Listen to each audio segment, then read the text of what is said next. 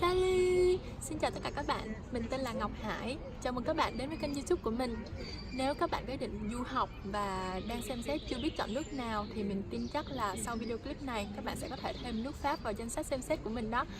Bởi vì hôm nay mình sẽ nói cho các bạn 10 lý do tại sao bạn nên chọn nước Pháp. Các bạn biết đó, lý do đầu tiên là bởi vì nền giáo dục Pháp thuộc top thế giới. Bạn có thể qua Pháp học licence tức là cử nhân, học master tức là thạc sĩ, hoặc là làm thèse tức là tiến sĩ, và có rất nhiều ngành nghề cho bạn lựa chọn: y dược, xây dựng, kiến trúc, luật hay là thời trang, vân vân. Với vốn kiến thức chuyên sâu mà bạn học được tại Pháp thì mình chắc chắn đó sẽ là hành trang quý giá khi bạn quay về Việt Nam làm việc. Sau khi học xong, bạn sẽ được cấp bằng Pháp và thế giới công nhận. Từ đó, khả năng cạnh tranh về cơ hội việc làm chắc chắn sẽ cao hơn. Sau khi học ở Pháp thì các sinh viên nước ngoài tại Pháp có thể xin giấy APS, tức là Autorisation Provisoire de Séjour, có nghĩa là giấy phép cư trú tạm thời. Với APS thì các bạn có thể ở lại Pháp 1 năm sau khi tốt nghiệp để có thể tìm việc làm phù hợp với chuyên môn và khả năng của mình. Khi tìm được việc thì bạn có thể đổi tư cách từ sinh viên sang người đi làm. Lý do thứ hai đó chính là vấn đề tài chính, vấn đề rất là quan trọng, đúng không? Đó là ở Pháp học phí cực kỳ hấp dẫn. Nếu mà clip này làm năm ngoái thì mình sẽ nói với các bạn học phí ở Pháp gần như là miễn phí, tới 90% đối với trường công, tức là chỉ phải đóng phí ghi danh thôi, tức là frais d'inscription. Phí này bằng nhau cho tất cả các sinh viên Pháp hoặc là sinh viên nước ngoài. Năm ngoái thì mình chỉ đóng 243 euro cho bậc học master, còn licence chỉ có 170 euro, hoặc là doctorat tức là tiến sĩ chỉ có 380 euro cho cả một năm học nha. Nhưng mà đối với năm nay thì học phí đã cao hơn so với năm ngoái, nhưng vẫn là thấp so với mặt bằng chung của tất cả các nước trên thế giới. Cụ thể là đối với năm học 2019-2020 thì học phí cho các trường công là 2.770 euro đối với hệ cử nhân và 3.770 euro đối với hệ thạc sĩ và tiến sĩ. Tại các trường tư thì phí học có thể cao hơn và tùy thuộc vào ngành nghề cũng như chương trình đào tạo mà bạn muốn theo học. Nhưng mà các bạn thấy đó, nếu so với Anh, Mỹ hay là Úc thì các bạn sẽ thấy học phí ở các nước đó thật sự là chóng mặt hơn so với học phí ở Pháp rất nhiều. Tiếp tục vấn đề tài chính thì mình sẽ nói lý do thứ ba, đó là ngoài việc học phí thấp thì các bạn còn có nhiều nguồn học bổng du học hoặc là thực tập, như là học bổng của Bộ Ngoại giao Pháp nè, của Bộ Giáo dục Đại học Pháp, của Đại sứ quán Pháp tại Việt Nam, học bổng của tổ chức Đại học Pháp ngữ AUF, học bổng vùng. Ví dụ như mình đang ở Paris là thuộc vùng Île-de-France thì các bạn sẽ xin học bổng của vùng Île-de-France chẳng hạn, hay là học bổng FN, học bổng Erasmus, hay là học bổng của chính trường đại học mà bạn xin học. Ví dụ như Đại học Paris-Saclay có các suất học bổng cho sinh viên đăng ký vào học tại trường đại học chẳng hạn. Lý do thứ tư đó là sau khi đóng học phí thì các bạn sẽ nhận cái sinh hoạt phí, đúng không? Thì ở Pháp các bạn sẽ được hỗ trợ của nhà nước rất nhiều. Ví dụ như về tiền ăn ở các bạn sẽ được hỗ trợ của tổ chức CAF. Ví dụ như năm ngoái mình ở Île-de-France 450 một tháng thì mình được nhà nước hỗ trợ tới 200, tức là các bạn chỉ còn phải trả 250 euro một tháng thôi, và có thể rẻ hơn ở các tỉnh. Ví dụ như ở Clermont-Ferrand sau khi CAF thì các bạn có thể chỉ phải trả 180 euro một tháng. So với các nước khác như vậy là rất là hợp lý. Thứ hai nữa là nhà nước sẽ hỗ trợ cho các bạn tiền bảo hiểm xã hội.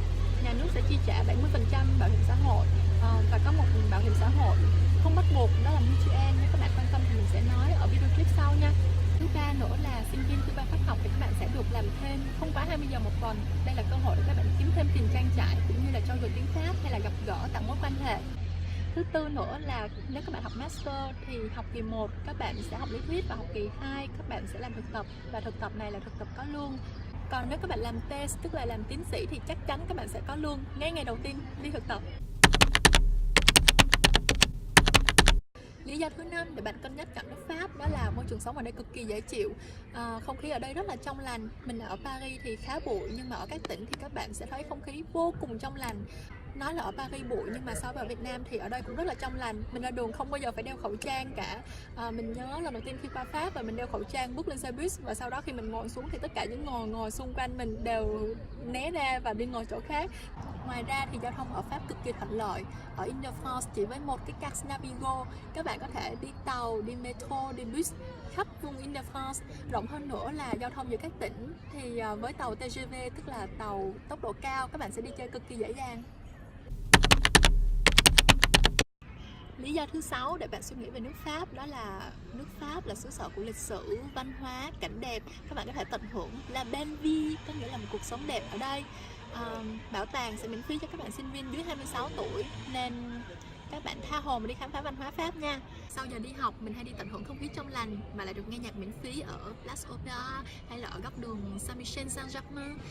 Ở đây hay có các bạn trẻ hoặc là nghệ sĩ đường phố đàn và hát rất là vui. Mọi người bu lại xem và giải tỏa căng thẳng sau một ngày học hay là ngày làm, hoặc là ở dưới hầm.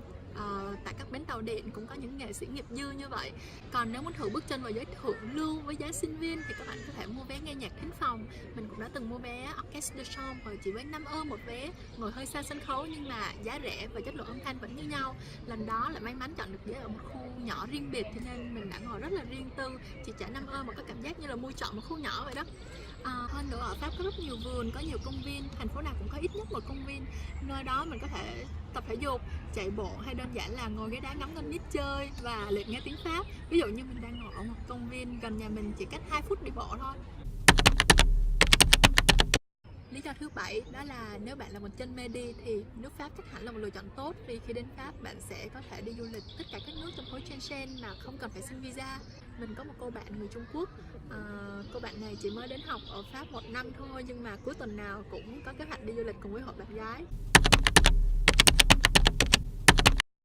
Lý do thứ 8 dành cho các bạn chưa biết tiếng Pháp nè, các bạn đừng lo nha, tại vì ở Pháp có các chương trình học bằng tiếng Anh 100%.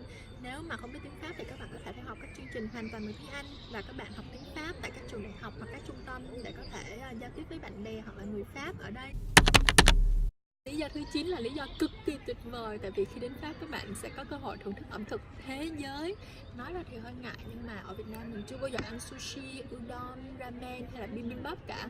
Mà chính là ở Paris, đó là nơi mình đã có rất nhiều lần đầu với ẩm thực thế giới. Ví dụ như món Nhật, món Hàn, món Thái, món Ấn Độ, món Pháp, món Đức, món Ý, Tây Ban Nha, Thổ Nhĩ Kỳ, Hy Lạp, vân vân và vân vân, với giá cả không hề đắt, tại vì mình có thể săn các khuyến mãi của các nhà hàng. Nhắn nhủ nhỏ, nếu các bạn thèm đồ Việt Nam thì ở Pháp cũng có rất nhiều nhà hàng Việt Nam, hoặc là có nhiều chợ châu Á mà các bạn có thể mua đồ Việt Nam để về tự nấu ăn. Ở Pháp mình cũng có rất nhiều cái lần đầu nữa, đó là ở Việt Nam thì cứ xách xe ra ngõ là có ngang một tô bún riêu hoặc đi bánh xèo, còn ở đây thèm đồ ăn thì phải lăn vào bếp thôi. Vậy là mình có những cái lần đầu bánh xèo, lần đầu nhà bánh bột lọc, lần đầu nấu bún riêu, nấu phở, bún bò, hủ tiếu hay là làm bánh bò lá dứa. Ngoài ra thì còn có chợ trời, thường tổ chức mỗi cuối tuần ở một con đường lớn là Boulevard, hay là ở tại thị chính thành phố là Mairie. Ở đây sẽ có rau quả tươi ngon, giá rẻ, còn có các đồ cũ hay là chén bát gốm sứ cho các bạn lựa chọn. Nhiều khi buổi sáng thì chỉ cần đi dạo ở chợ trời thôi cũng đã là một thú vui rồi. Và lý do cuối cùng, lý do thứ 10 tại sao bạn chọn nước Pháp, chỉ đơn giản bởi vì đó là nước Pháp. Vì nơi đó có Paris, có tháp Eiffel hùng vĩ, có thảo Hành Môn uy nghiêm, có bảo tàng Louvre tráng lệ, có dòng sông Seine điệu đào uốn lượn. Mình rất là nhớ một buổi sáng mùa thu khi vừa đặt chân đến Pháp thì mình được dẫn đi dạo sông Marne, lòng nhánh của sông Seine, rồi ra vườn Luxembourg ăn một chiếc bánh crepe nóng hổi thơm lừng, rất là lãng mạn và rất là tuyệt vời. Et voilà, vậy là mình đã chia sẻ với các bạn 10 lý do tại sao nên du học Pháp rồi. Hy vọng nó sẽ có ích cho các bạn. Đối với các bạn có ý định du học nhưng chưa chọn được điểm đến thì các bạn sẽ đưa nước Pháp vào danh sách lựa chọn. Hoặc là đối với các bạn đã nghĩ đến nước Pháp nhưng vẫn còn đang lưỡng lự phân vân thì sẽ củng cố thêm niềm tin của các bạn và cố gắng đặt chân đến miền đất hứa này nha. Cảm ơn các bạn đã theo dõi video clip của mình. Hẹn gặp lại các bạn vào video sau nha. Au revoir, à très bientôt.